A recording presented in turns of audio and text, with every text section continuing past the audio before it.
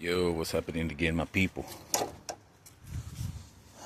So we got this 3400 SFI. That one's next.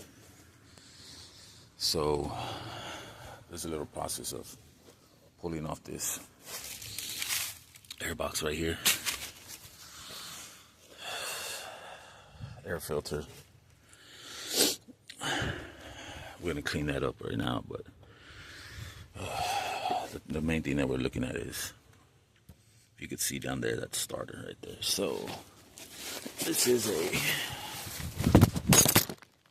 2004 Chevy Venture 3.4 liter V6, and as you can see right here and right there, those are the two bolts to remove this starter right here.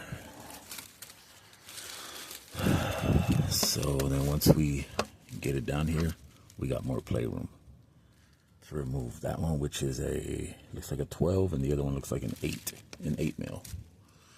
Looks like there's been, no, well, that looks pretty OEM. So, yep, that's what we got going on today. That's for right now. We'll see, I'll keep y'all updated. Stay tuned.